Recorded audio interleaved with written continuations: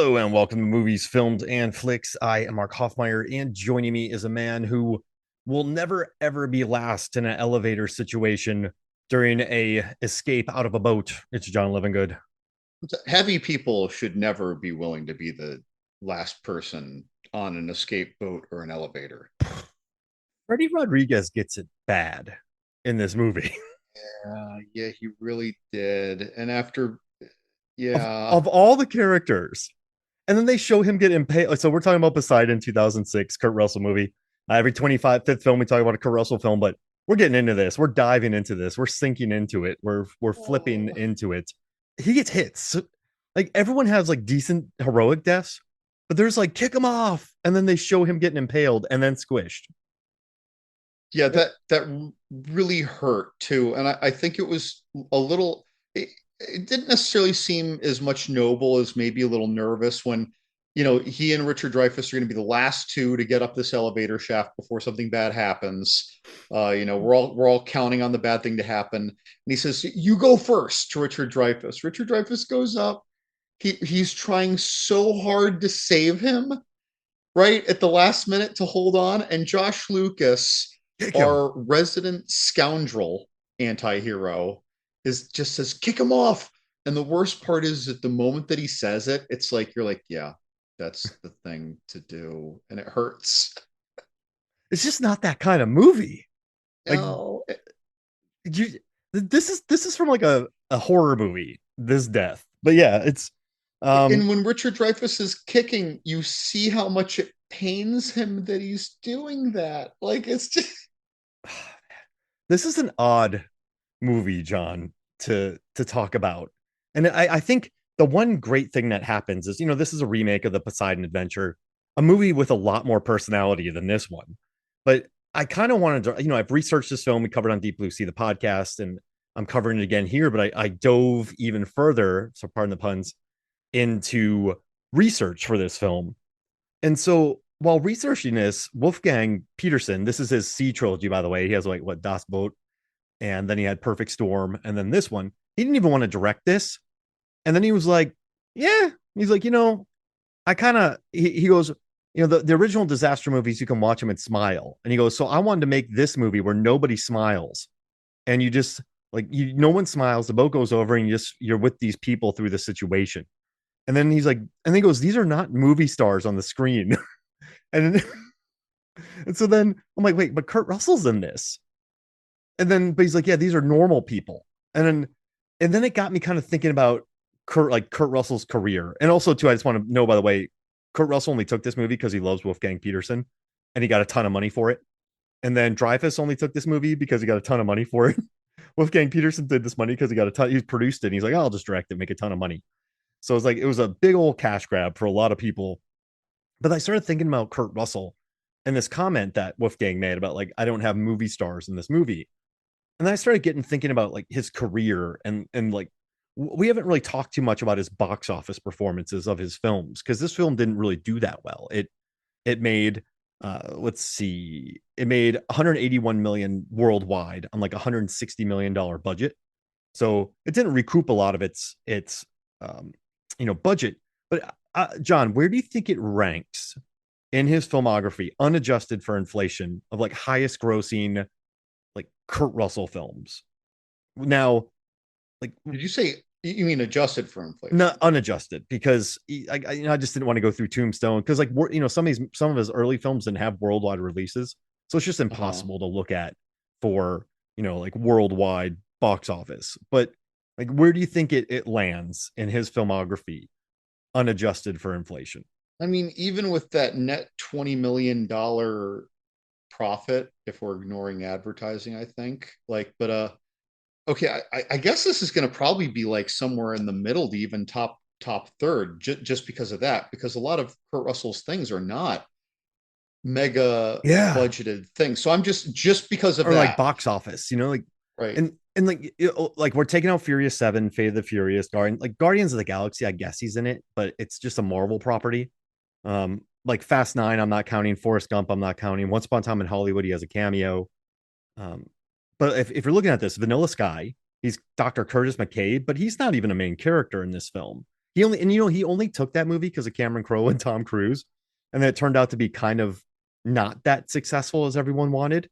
But if we're looking at his films in regards to like box office, worldwide box office, it's Vanilla Sky, Stargate, Poseidon that are the one, two, and three, which is kind of Vanilla interesting Sky Stargate Poseidon. because like Interesting. he just hasn't had this huge career. I mean, if you think about like he's been acting for 50 years, but like Escape from New York didn't light up the box office. The Thing didn't do well. Big Trouble in Little China didn't do well. Like this is a guy who has made films that are beloved, but they didn't quite do that great.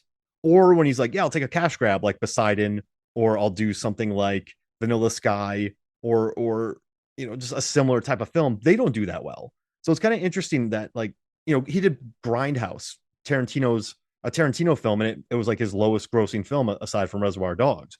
So you just have this really interesting, and maybe Jackie Brown, but you have this really interesting career where he's like, yeah, I'm going to act with these people, but doesn't quite do well. Or then he does awesome movies, but they don't destroy at the box office. It's like Stargate did well, but it didn't explode at the box office. Tombstone did really well, but didn't explode at the box office in 93.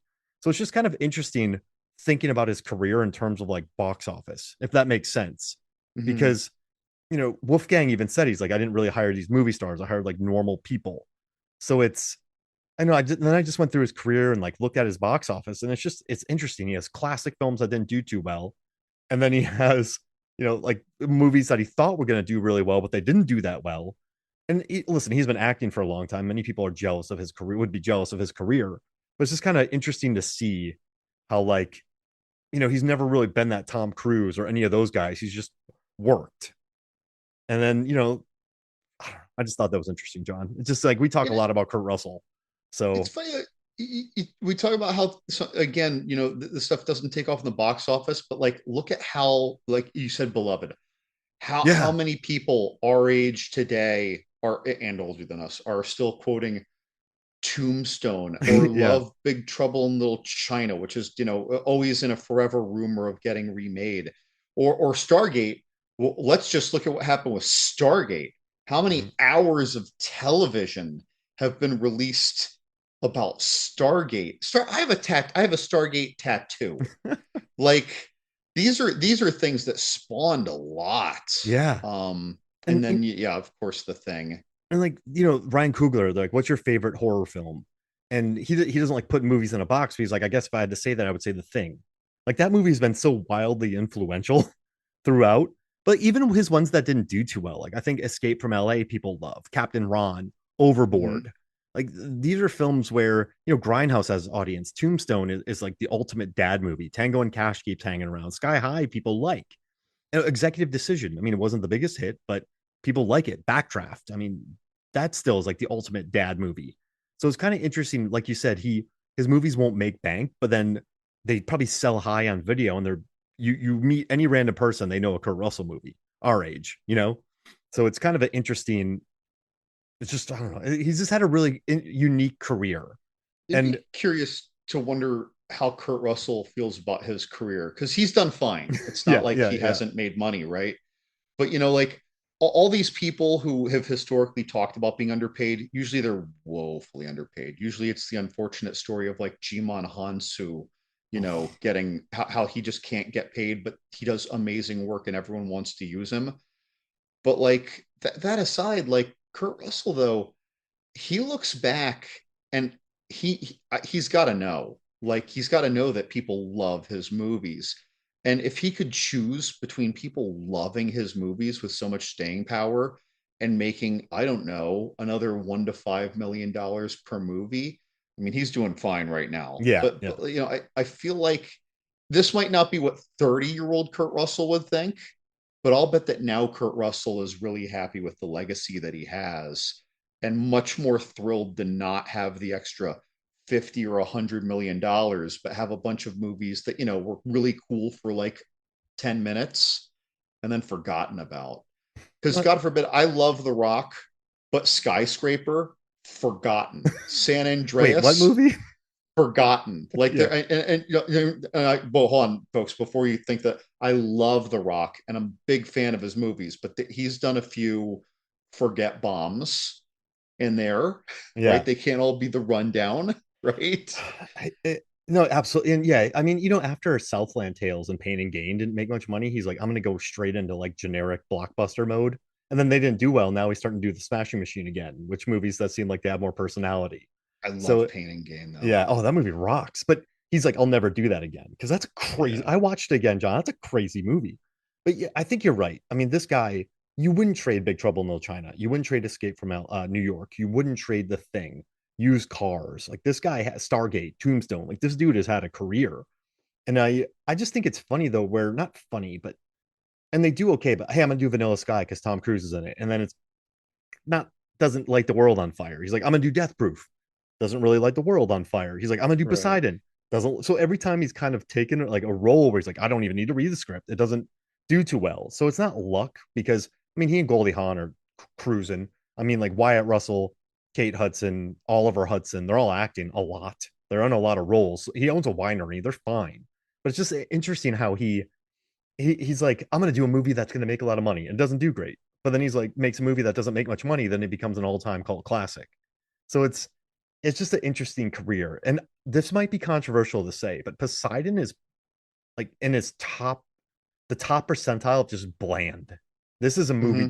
This isn't really even a movie, Poseidon. It was 2 hours and 25 minutes. They cut it down, and it's just like I know I hate saying this, but like this movie was like plagued by production. Wolfgang Petersen, he wanted to shoot this movie in sequence. So he's like, yeah, we're just going to shoot this movie as it goes.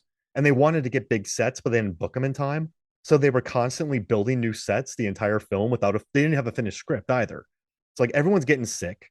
Kurt Russell jacked open Josh Lucas's eye in this film. Kurt Russell said he got like H influenza and he got really sick during the filming of this. And I'm like, they were just trying to like survive making this film. They were just going through the motions. And then you have a director who's like, yeah, we're not going to have fun. We're just going to make this as serious as possible.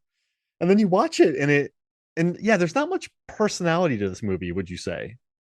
Yeah, I mean, yeah, Josh Lucas has his like scoundrel but not a totally bad guy moments, and Yeah, and yeah. and Kurt Russell has kind of a slog of a development arc with his daughter and his daughter's boyfriend, fiance, but it doesn't properly build. Neither No. of their arcs really build. Josh Lucas was a nice scoundrel in the opening scenes, and Josh Lucas did the things a nice scoundrel would do when things got tough. And it's not like he rose to the moment. And Kurt Russell, again, his development, it didn't come to any kind of fruition. It really never grew. We just saw more scenes of it with these developments with his daughter and his daughter's boyfriend. So as we kind of watch this kind of Saw like scenario of one room after another with a Yeah. new deadly problem, and so again, and because of that, nothing's really building. It's just the next scene with the next, you know, deadly or timely thing they need to deal with in this kind of fun house of not so funny horrors. But it's not unentertaining to watch, though. No, no. Yeah, it's 100 minutes. It goes by The quick. scenes are all competently made. They don't have a lot of soul behind them. None.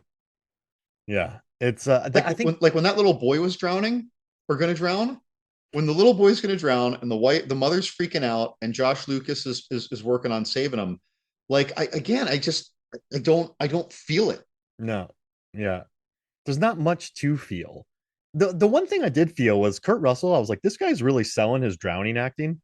And Oh my God. do you want to hear something crazy? I'm going to read you a very long paragraph, but this is maybe the most interesting thing I found about this movie. Can I read it to Okay. you? Yeah, So let's Kurt have Russell it. in the interview with MovieWeb, he goes, and when you pass out, then you suck air, then you begin to drown, which takes you in a different kind of state chemically.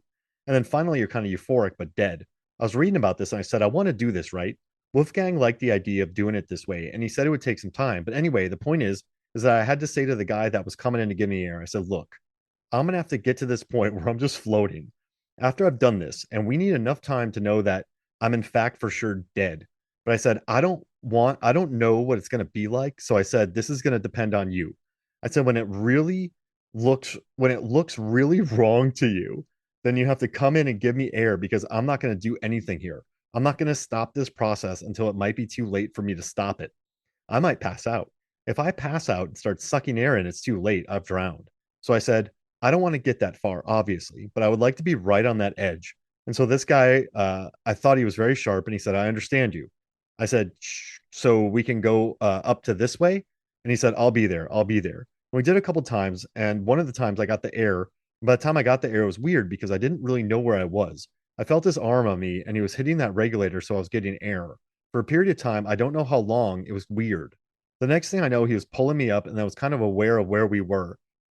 So, like, So Kurt Russell almost drowned. yeah, on purpose. He's like, listen, man, I might be dead.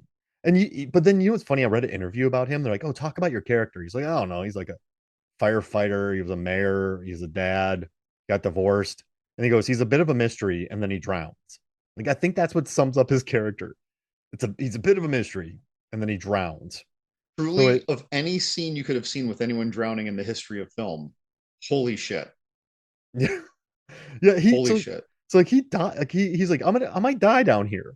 But I went through the old Poseidon adventure, that and Gene Hackman, and just the cast that's in that. Shelley Winters, like the cast that they had, and like the absurd deaths in that one. You're watching it, and I know Wolfgang Petersen said that you smile while watching it, but at least you feel something. At least you have, what's the word? At least you are in it and laughing, and it's just over the top and it's fun, right? It's fun. But then you watch this one, and everyone, according to Wolfgang, he just wanted people to be real.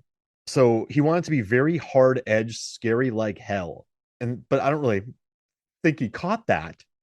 But like, yeah, he took all the humor out, all the heart out, and he just wanted to make it serious with no smiles. And Serious, I don't, yes. Dire yeah, and scary, no. yeah. But like, let's look at disaster films. Twister. There's humor in that. It's fun. Titanic. They fit romance in there. A lot of romance and tension.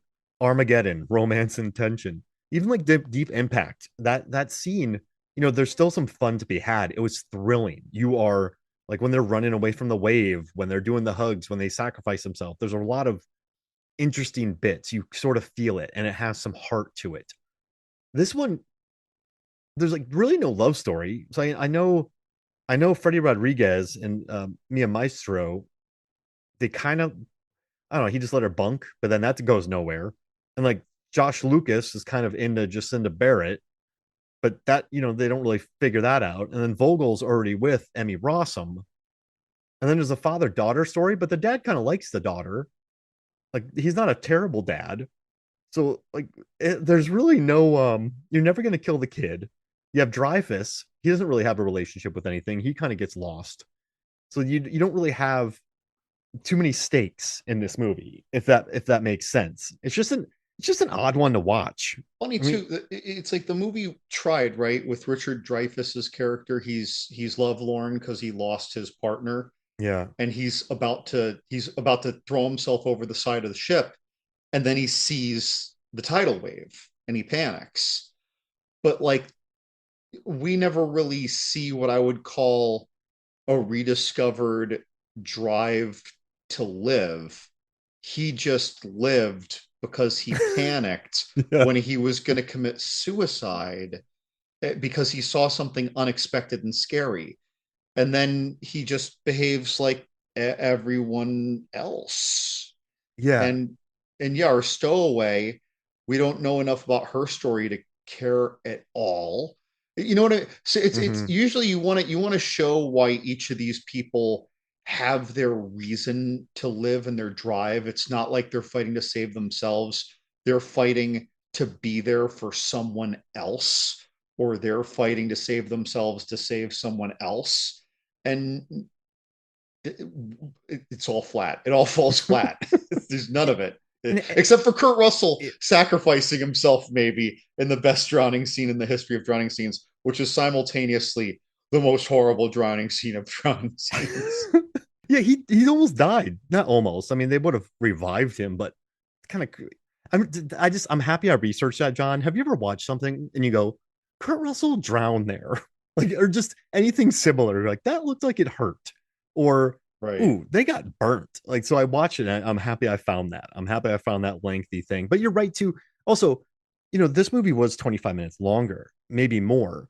Yeah, it was 100 minutes, and that yeah, they took out 25 minutes. I almost want that 25 minutes. Now I know the studio was like, we want action, and it gets to the action fast. By the time Fergie gets done going, keep moving and moving and moving it, keep moving and moving and moving. She says keep moving a lot. Never mind. But by the time like you get to the party, it all kicks off. You don't know any of the characters. You haven't spent any time with them, and then the action starts. This is a case where I think the 25 minutes might have helped the movie because you might Sure. care for somebody. So it's like, yes, you are asking audiences to stay in 25 minutes longer. Yes, you probably can only get 4 screenings as opposed to 5 screening in theaters, which could cost you money. But the 25 minutes could maybe help. Like they could, word of mouth might be better. People might feel something from this. When there's a movie with giant waves and people blowing up and drowning, you kind of care. And it also stole a scene from Hard Rain. Remember when Christian Slater's unscrewing the thing? Or maybe it stole it from the original Poseidon Adventure. Never mind. But even when the kid's using the cross to open up that gate with the screws, that's not tense either because you just don't really care about No. the characters. And So Josh Lucas is potentially going to drown. And again, it should be all urgency, and I felt none. yeah, yeah, yeah, yeah. I think that's a great point too, where I think that so like when you tell a disaster, you need that urgency, but they stop a lot. And they just kind of chat, and then you got to deal with some stuff, and then Lucky Larry gets killed. He's probably the most interesting character in this movie because he's just horrible, I would say. Yeah, and Lucky Larry, boy, when I'll say when he dies, that was a smiling scene for me. It's like, Yeah. okay, like right when it's about to happen, you're like, oh, this is it. Finally, I get to hear this guy stop. Like, but he might have been, if he stayed around the entire movie, it would have been horrible because he's a horrible human. But at least you would have felt things during this. And also, John, I read about the making of this movie. When they dumped all that water on people, they had 90,000 gallons of water, the most water ever dumping on people. They had like 1,200 people working on this. What's interesting? They made fake shoes that could vent water for all the main actors. So behind the scenes, they're building giant sets. They're rebuilding constantly. They only had 5 stages, so they had to tear down and rebuild all the time. And like there was a outside, they didn't have much room to do stuff, so that huge tent city building everything. All the shirt. There's Josh Lucas had 75 different shirts for this movie. And Wolfgang Petersen said he famously wanted to outstorm Perfect Storm and out Titanic. So it's kind of odd where I think all the thought of this movie went into we need ventilated shoes that can dump water. We need 75 shirts for Josh Lucas. We need to dump 90,000 gallons of water on people. And I don't think anybody thought about the script. And I know Richard Dreyfuss and Kurt Russell said that they were rewriting the script every day. And they're like, what's happening here? So I think this is one of those movies where they just had to get it out quick, and they like everyone was sort of in it for the cash. They were pouring money into it, literally and figuratively, and they like nobody cared about the script because we had already had the Poseidon Adventure before. They changed it up a little bit. They made it less silly. They borrowed elements from both, the Poseidon and sequel, and then yeah, I think everyone was too worried about not electrocuting the actors or keeping Kurt Russell alive that no one stopped and thought like, is this interesting? If that makes sense, because everyone was too busy being like, I got to rebuild a giant set tomorrow. Feel like they only thought about two scenes. I feel Oh, like they thought about the Kurt no. Russell drowning scene, Oh yeah. right? They thought about that. That was very if there was a scene that was well executed in this movie, that's simply the scene period, the end.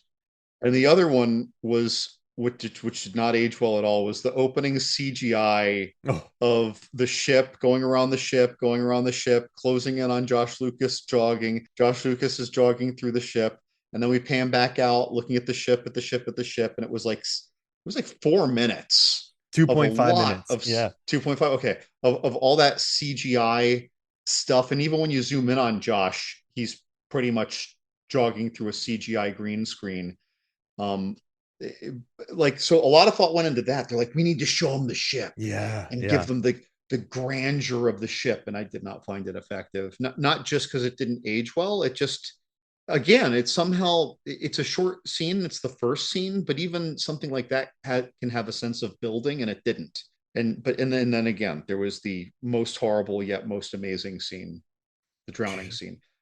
I don't think anything else had really any thought to it except for the moment of the jab that Emmy Rossum's character gets on her dad by saying "nice pair of fives" when he was gonna get Josh Lucas at the card A table. But lot of that's just like money. a moment. Yeah. That's just, that's just a gag, really. And Um, and you know it's funny you said that about the opening shot. Wolfgang Petersen said it was going to be the most expensive shot in the history of motion pictures. And he said that ILM, Industrial Light and Magic, have never done anything this hard before. And then there was a guy talking about it. So this is really funny. This is the crew talking about this movie. He's like, "Yeah, we got this actor here, and we gotta." So basically, we gotta film an entire boat with him jogging. Then we have to recreate it, and it's insane. And then another guy goes, normally when a director tells you you're going to shoot a movie in continuity, you go into your office and you just scream. He's like, you just scream. He's like, but on this one, I guess it was fine. So it was, it's just fun. Like even the crew didn't seem that. Josh Lucas was complaining about people peeing in the pool. Like he said, I can't, I don't know exactly who did it. He's like, a lot of people didn't go to the bathroom. So he's like, I know that certain people were like, you know, peeing in the pool here. But let's talk about this though. Wolfgang Petersen, I think, had the cash built up to make this movie with huge shots and huge budgets and 90,000 gallons of water because he made In the Line of Fire. That made a lot of money. He made Outbreak. That made a lot of money. He made Air Force One. That made a lot of money. He made The Perfect Storm. That made a lot of money. all very Uh, effective movies too, yeah. by the way. And he made Troy. That made a lot of money. Oh, Yeah, and so then he made, it's crazy. He had one of the most like successful careers. I mean, he made Das Boat. He made The Never Ending Story, John. This is a guy, he made The Consequence. It was a TV movie, but this is a guy who and Enemy Mine, right? He's like, yeah, I made Das Boot, one of the greatest boat films of all time. I made Never Ending Story, one of the most iconic kid films of all time. I made In the Line of Fire, incredible thriller, Air Force One, Perfect Storm, Troy. But then he makes Poseidon, and then he didn't make another film for 10 years, and it flopped. Poseidon, after literally 20 years of success, one movie put him in movie jail. And then he just didn't direct again for 10 years. So even on the run that he was on, this movie basically, sunk his career. I do sit back and wonder though, like, how do you go from, I think Troy was the closest to it because Troy was like 2004. How do you go from Troy to this? Troy is such a work of art for me. And Yeah, and you love it. even if someone doesn't like it, for the maybe for certain demographics it's going to land better than others, but still, like, that movie to me is just damn perfection, right? It's not art all the way through, right? But as far as being a great crisp movie goes, it is perfection.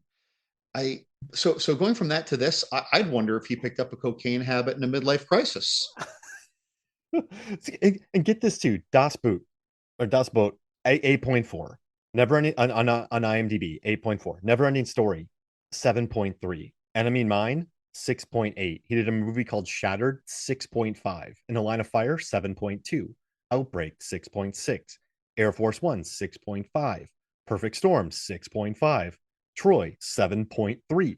These are good IMDb scores, John. And all of these movies made money. Then he does Poseidon, 5.7. It's just, but it's nuts how like 2 decades of hits and then this one.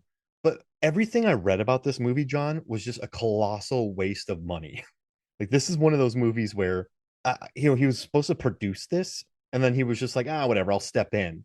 But I think he miscalibrated this thing so poorly, and it lost so much money that he went to movie jail. It's kind of crazy. It's like 2 decades of success, and then you make a really subpar remake of Poseidon that's technically fine, and then you go into movie jail. I just, like you said, it could have been a coke habit, but yeah, it was such a long run, and then Poseidon derailed it. But it's just so devoid of life.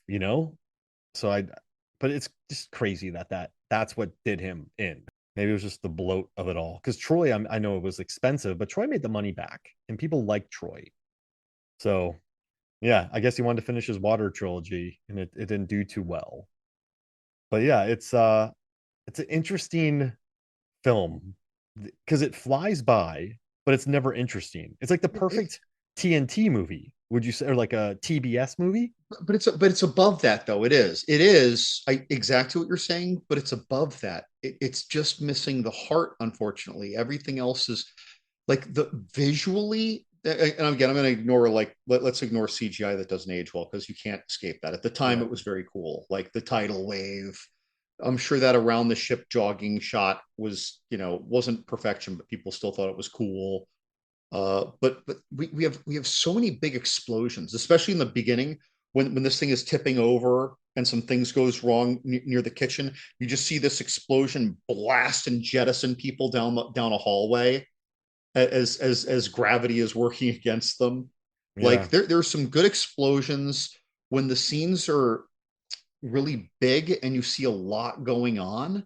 It still looks good. It doesn't feel like a washed out background where they hope that you're just paying attention to the thing moving right in front of the screen, typical trick, if you will. Like this stuff all looks good when action is happening, when things are falling over, when things are breaking, when things are exploding, when water is rushing. It all looks very good. And then on Mhm. top of that, you've got all the bodies. There are so many scenes in this movie, and I like forgot that because again, it doesn't hit you with the gravity that it should because the movie has no heart.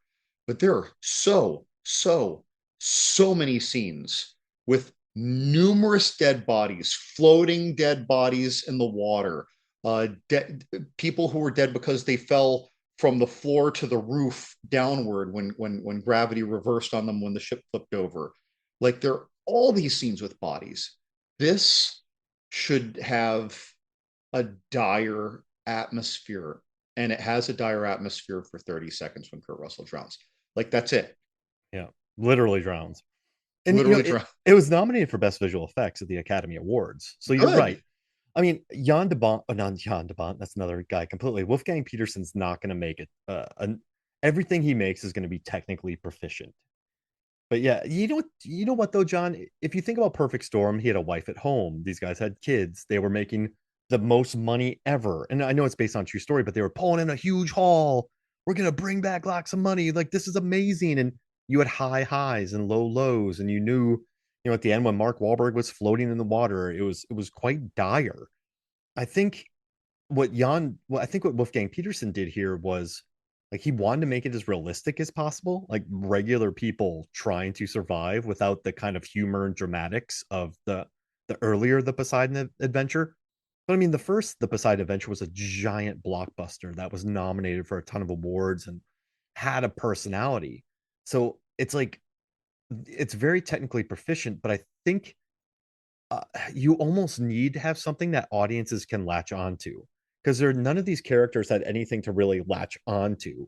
Um, there's really no love story. There's no one waiting at home. There's no like you're right. Josh Lucas is so one note in this. I like him. He's a scoundrel. He's a what other words could we call him? John, what would you call him? I mean, well, I called him a scoundrel Scoundrel. anti-hero, but he's Yeah. very Han Solo even because when we first meet him, he's not the scoundrel who turns out to be our anti-hero. He's immediately the scoundrel who's also immediately a nice guy. Yeah. You know what I mean? Kind of like with he may as well have had like that his version, or I guess he did in the hallway when he's explaining to the girl who stowed away, who really should know that because you when we came on the boat, you were through this room, right? When we came on the boat, and he knows something's up, and then he's like, it's right down there down the hall, and he gives a charming smile, whatever. Like he's immediately doing his Harrison Ford Han Solo, not literally, but that's what I think of with a role like this. So, and Mhm. again, whenever he has the chance to do the right thing, he does it. So it's not like he's ever just out for himself. Yeah. Um, I mean, in the beginning, he's like, "Well, I'm just going this way," and people are like, "What do you mean you're going that way?" He's like, "This is the only way we're going to get through this." And when people are like, "Well, I'm going to go too," he's like, "Okay." You know, he wasn't like, well, you know, you better be able to keep up. Don't slow me down, or no, I'm doing this alone. It was just like, okay, Okay. And then all he right, helps let's do everyone. it. Yeah. Yeah, all right, let's do it. Right. Um, so and again, he's the one who tells Richard Dreyfuss to kick Freddie Rodriguez off, but he knew. It's like we I'm holding you, by the way, too. We all three are going to die if you don't kick him off. Yeah. So it was like it was an unfortunate, hard, real decision to make. So it's like even then, that's not really him being the scoundrel. If anything, he's just pragmatic, maybe more pragmatic because he's the scoundrel, but he's not being a scoundrel in that moment. He's only a scoundrel in that he's a gambler and he's there to take advantage of rich people when they get upset with their wives or have a bad business deal and take their money to the card table, and he's there to take their money. Ha ha ha. Like that's his Yeah. that's the only scoundrelly thing about him. Like, it I it would have worked better if Freddie Rodriguez lived in that scene. Because in what you're talking Sure. about, someone was going to die. If something didn't Yeah. happen, dry at least two people would have died. He just would have let Dreyfus go. So, but that's what had to happen. I think to create a rogue, it's like, oh, just let them die, but then they live and then they meet each other later. Right. And So then there's hard adversity too. Yeah. And yeah, the audience feels it. and everyone's like, geez Louise, man, you're kind of a dirtbag. But in this situation, everyone went, well, that sucked, but yeah, I mean, you would have been dead too. So it didn't even want to make that decision either. And then, like, when Mia Maestro dies, they don't even bring her back. She doesn't do like the like he does CPR on her for 20 seconds. He's like, she's dead. He's like, that's it. We gotta move. And you're like, what? So, there's no even like bring her back, like, and she survives, and you're like, okay, good, she lived. That was stressful. And what's funny? They both go back for her and just bring her back. And then they do the CPR. So yeah, I feel like they avoided like, but what's interesting? Maybe Wolfgang was like, I'm just gonna make a very practical film. Like, he had to make that decision. People drowned, but I think sometimes you gotta Hollywood it up. So you gotta Mhm. have, like, Josh Lucas. He's immediately rakish, but he's immediately nice. And so, like, Kurt Russell, he's immediately like, hey guys, I told you not to sit like this. And then when she leaves, he's like, does she do this often? So he's not that bad. And then when you put him at a table, who these guys are supposed to be rakish dudes, Kevin Dillon's worse than them. So then Right. they're automatically not that bad. So, like, every decision in this movie really takes away from the drama. And that doesn't take away from the technical aspects of it. I mean, they built gigantic sets for this, but it's just sort of interesting how that, and also like Jacinda Barrett's cool. Emmy Rossum, I love her, and like Shameless and Beautiful Creatures, but they're really bland in this too, and they kind of look alike. And then Mike Vogel, I like him. He's been better in movies before, but he's super bland. I think he was like, these are real people. This is what real people would do. But sometimes you need to like make, maybe he's Vogel's a bad boyfriend. Maybe she's about to break up with him, right? Or maybe she breaks up with him and then they have to go on this mission together and you have that tension.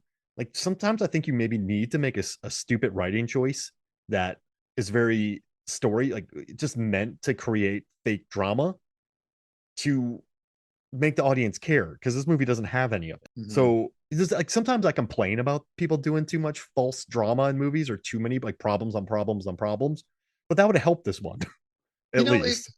I will say though, we say it's too much false drama when it's not executed well. Yeah. When all the false drama is executed well, we're like, oh my God, you know, like it just so Like it's Mission Impossible, problem on problem on problem, but you're like, yeah, right, and you feel it, yeah, and then you got oh, why can't I think of his name right now? Simon Pegg holding it together with all the heart. yeah, exactly. Like, oh, I was upside down with my tablet. Run this way. Um, and it's funny, and there's problems on problems, and it's absurd, and you almost laugh. Like, remember in Ghost Protocol, it's like the assassin killed Paula Patton's love interest. There's a sandstorm. His eye thing doesn't work. The face mask thing breaks. His gloves don't work. Everything goes wrong, and it's hilarious. Like, it's perfect. But yeah, in this one, there's not too many problems on problems, if that makes sense. There's just sort of them getting out of the boat. And even with the simple writing, we're not nailing it. Yeah, it's so I guess if you're making these, but now I kind of understand sometimes why tropes. I mean, tropes have been tropes in cinema for over 100, more than 100 years, because they work and they get audiences to go watch. I mean, people love sports, but a football game, people are always just going to be playing football. It's a different team, but they're still playing football. So you're familiar with that. Like, and I mean, sometimes offenses change. You know what I mean? Like quarterbacks start running, but like there's still a quarterback on the field. There's the same four quarters. So like with this one, he's like, yeah, I'm just going to play this straight and avoid all the drama that's in most movies. And then it's like, I kind of want the drama back. give me Yeah. give me some drama. Maybe just what? Maybe Josh Lucas is Jacinda Barrett's ex, and that might be his kid. And then Vogel and Rossum broke up. Mia Maestro, and maybe you keep Freddie Rodriguez alive longer. They just met, but they got married for some. You know what I mean? Like just problems on problems. Maybe that could have been more interesting. Like even Andre Brower, he's like, we're gonna stay down here, like we're gonna do what's right, and then he just hugs Fergie and everyone dies.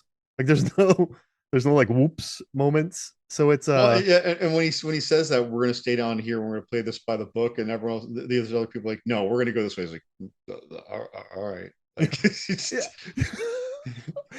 You can't do that. Well, you can, but I'm gonna close the bulkhead. Okay, cool. We'll see you later, brother. Like, or see you yeah. later, man. Like, see you later, Agent Holt. So it's yeah, it's an interesting one, John. It really is because yeah, and it's just got like a 4K restoration. I don't think I would want to buy the 4K restoration. Maybe just to see the extra scenes. Like, would the No, 25 minutes make it better? I fear not. Yeah, I fear because then they wouldn't have cut them. Probably it's yeah. rare that you cut the scene that makes it better. But yeah, it's I really enjoyed revisiting this movie. Again, it's very It goes entertaining. It by quick. has a good cast. It's visually especially, it's a good spectacle. It's a popcorn movie with low stakes for your attention. But I'm glad I just like rented it for $4. I figured I owned it, but I didn't. Like I figured I bought it, like used from a Blockbuster, five movies for $20 when they're used and they might have a scratch on them.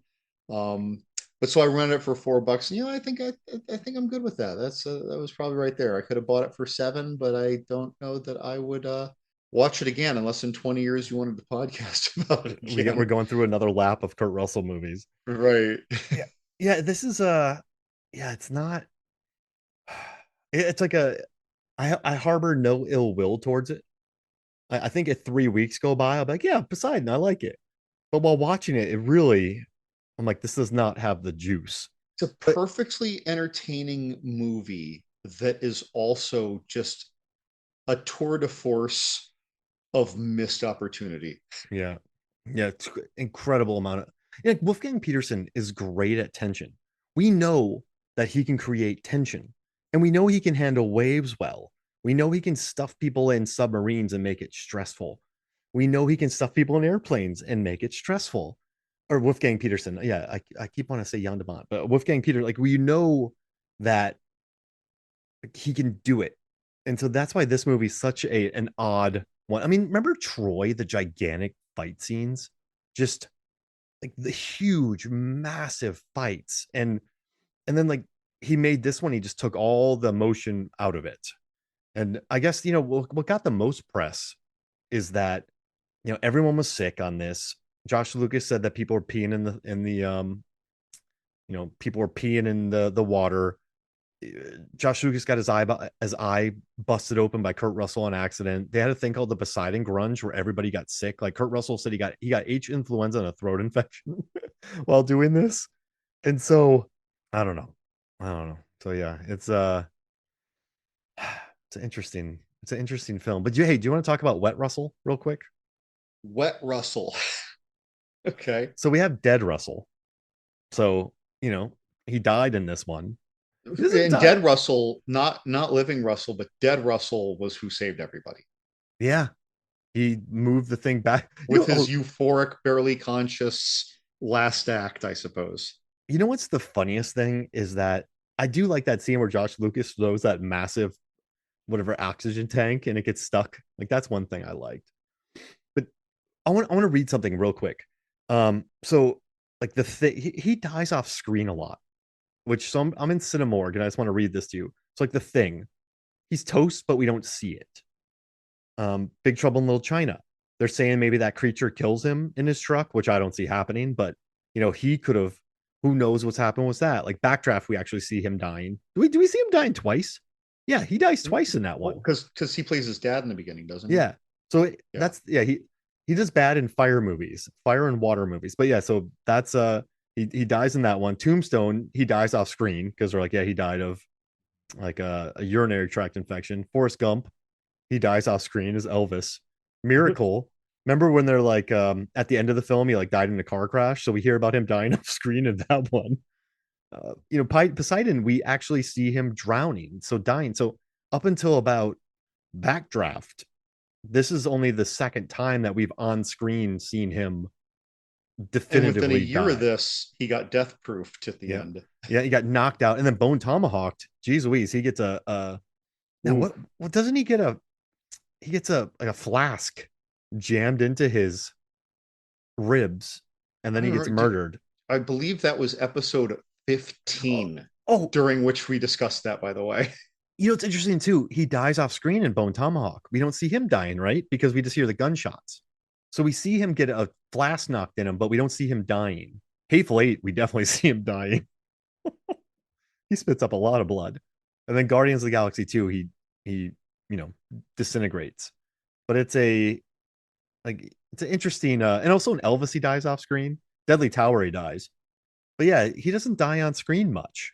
So this is a rare one. I think that's why it's so memorable. I think Backdraft certainly hurts because we actually like the character in that one, but in this one, yeah, it's not that you're bummed that his character's dead. You're just like, damn, Kurt Russell drowned. You literally drowned in this one. So yeah, Like that no one has ever drowned on screen before. Holy shit. Like if anyone's listening to this who hasn't seen this movie, of all the things if there is one reason to see this movie, it's that. And I suppose you could just catch the scene on YouTube, but it is rough. It is impressive and it is rough because it's so I guess understated is not quite the word that I want, but you know what I mean.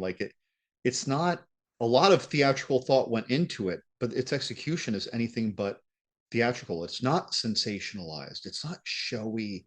It just it just hurts watching it. It hurts. because he's drowning. Like wow, So yeah, that's definitely the best part, and it's our guy Curdy Russ going like, hey, wow. guy, I'm gonna drown, but just don't let me start swallowing water.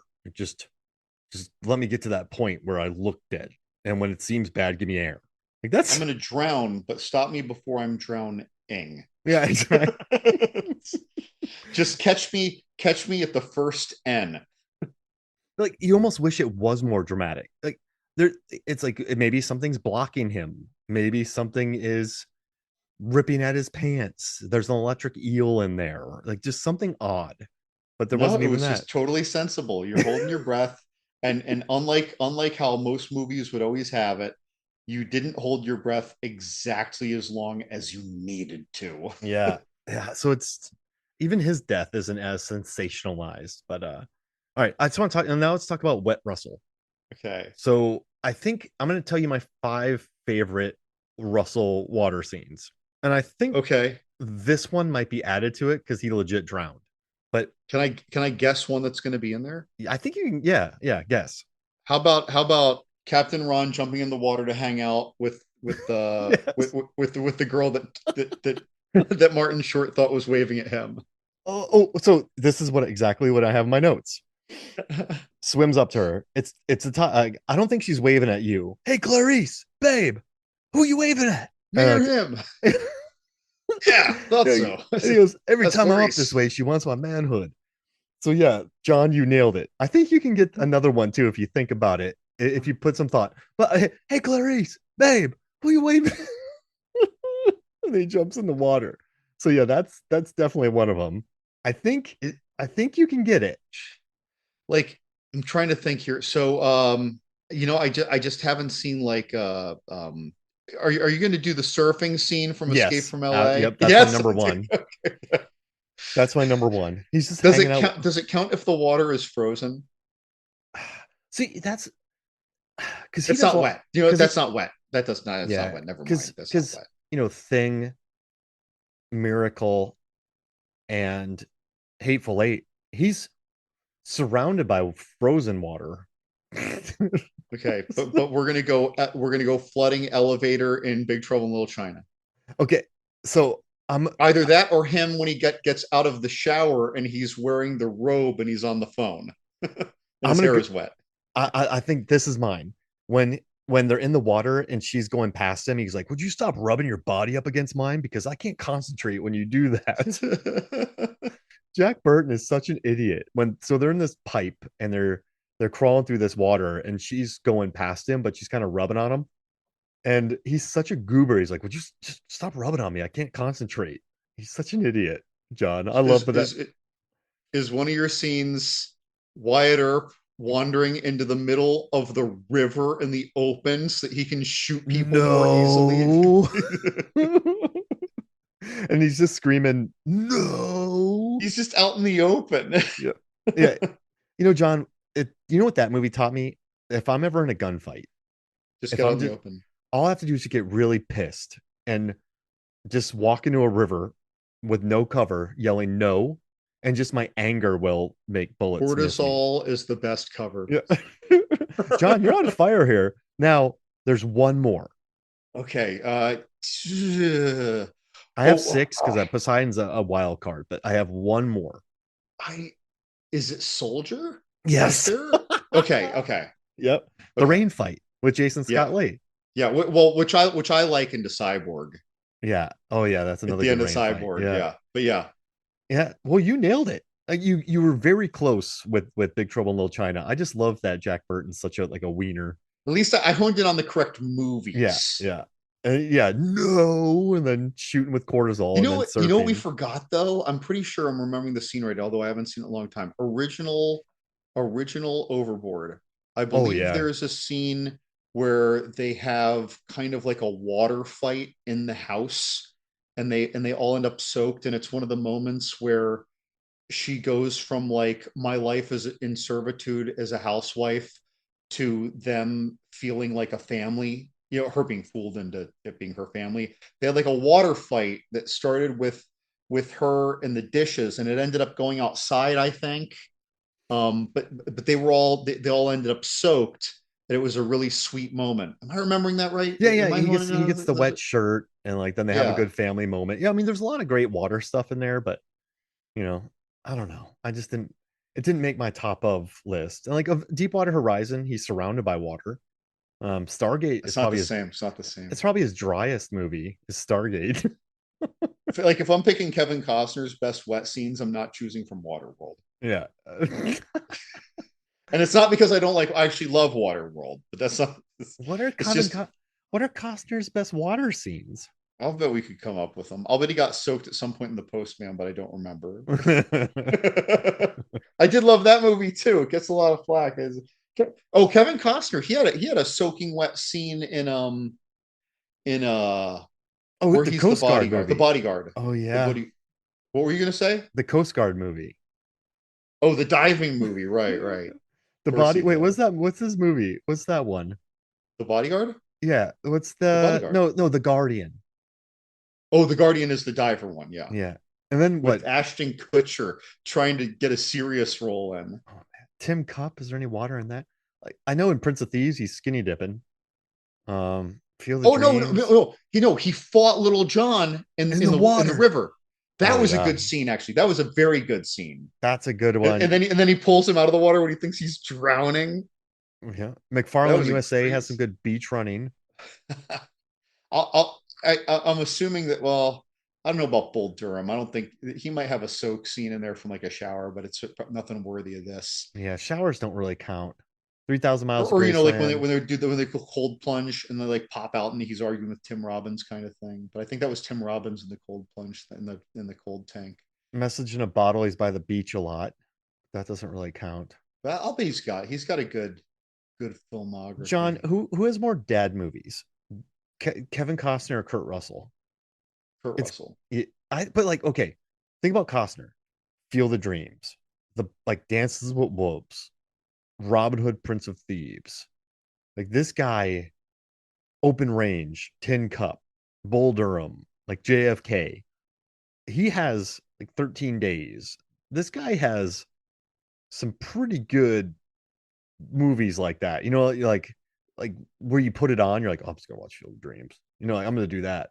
But then like, but yeah, he has such a different career than Kurt Russell. I guess it's unfair to compare. Hmm. Kurt Russell is a better Wyatt Earp movie, that's for sure. Oh yeah. Kevin Costner doesn't have a bad one. He has a great one. It's just a different Yeah. tone entirely.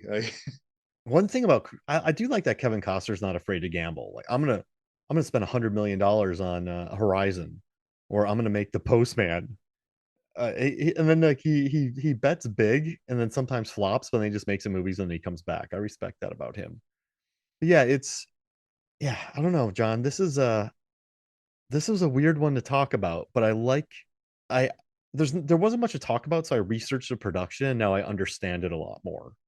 Because if this was just us talking about the movie, we wouldn't have gotten much mileage out of it because it's just a movie. Yeah, it's almost like, boy, I hope I'm not about to make fun of anyone indirectly who's listening, but it's almost like there are a lot of very basic podcasts out there, and sometimes you force out an episode when you don't really have content, and the episode is really just people talking scene by scene and explaining what each scene was in a movie in order almost. It's like that's what we might have been reduced to. Yeah. So then this happens and then this happens. But I And I like really that. like and I really like this part when this happens, and then it's kind of slow when this other thing happens. And now I know that Kurt Russell got paid a lot. You know, Wolfgang Petersen got paid a lot. Josh Lucas got beat up a lot.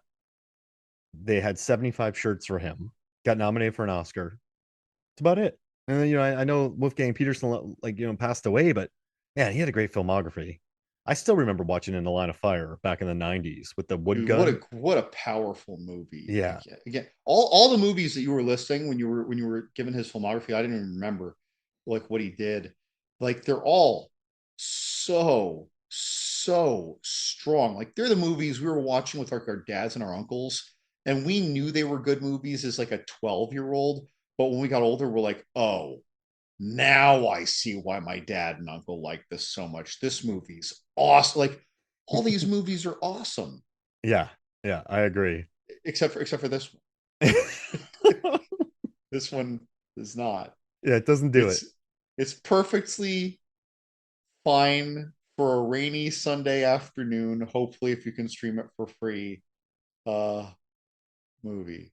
Yeah, it's good to learn from too. And the fact that you make this big summer blockbuster, it was released in May, but then you take out anything that's like, think about Twister. It's kind of a screwball comedy too. You have a guy getting to get his divorce papers. Then he has a new girlfriend. Like she has to get everything explained to him. You have a ragtag crew. Then you have the high tech crew. Like you have fun drama going, plus the destruction of everything. So it's like there's a lot there to care about. And like if you're gonna make a summer blockbuster, do that.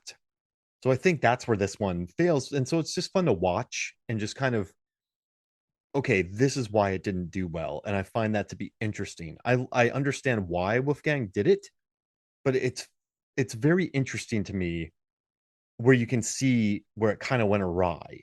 And I love it. This has been a very interesting research for me, and I'm glad I did it. I probably spent too much time. Like I've covered this twice with Deep Blue Sea and this, and I found more research this time. So yeah, now I understand the movie a lot more, John, even though I probably don't want to watch it again. But you know what? I would watch this over 3,000 Miles to Graceland. I would watch this probably instead of Dark Blue again. This is a movie like, I don't know if I'd agree on the 3,000 Miles of Graceland, but I don't know if I disagree either. I'm on the fence on that yeah. one. So it's like it's just so easy to watch. You could go in and out of it. It doesn't matter. You can just put it on. Okay, I like Josh Lucas. I like Emmy Rossum. I like Kurt Russell. Oh, there's Kevin Dillon. I remember Entourage. I like that. So you're just that's kind of what you're saying the whole time watching it. And you could just come in, you could mow the lawn, you could pull some weeds, water the lawn. Come back 30 minutes later, just pick up right where you left off. Oh, it's the next deadly scene they need to overcome. John, you could do your meal prep, look up every 3 minutes to see what's going on, and just go like, oh, okay, I know this scene, and then go back to your meal prep. And the world needs movies like that too, because is sometimes the world just needs films that are like this, and this is one of them. So I mean, we have the term background movie for a reason. yeah, this is the back like this is the ultimate background movie because there's really nothing to care about. There's no standout scenes. Like a background movie, you can't be like, stop, guys, I gotta watch this scene. So a Here's background one movie, scene. yeah, one scene. It has one scene. So hey guys, stop. Kurt Russell wrote a drown there. Okay, hand me a beer. So you could do that. And so it's yeah, this might be one of the greatest background watch movies ever because you could legitimately just background watch it and you're not getting like if I'm watching Breakdown, I can't background that. Oh, I'm like, oh man, this is a scene with JT Walls. And then an hour and a half goes by and you're like, shit. So, but yeah, we did it, John. We did another Kurt Russell. Another lap for us. we're getting What are we pretty deep. doing? What are we doing next? I don't know. I don't even know. I haven't Oh, I, I haven't put any thought into it. Overboard, the best of times. Uh, Overboard.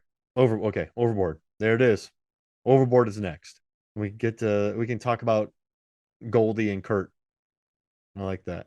And I then that love gives that me an movie. excuse to watch Swing Shift, which I want to watch again because that's the first movie he did with Goldie. And then they did Overboard. So I can check that one out. Hey John, where can people find you? John's Horror Corner. Throw it in Google.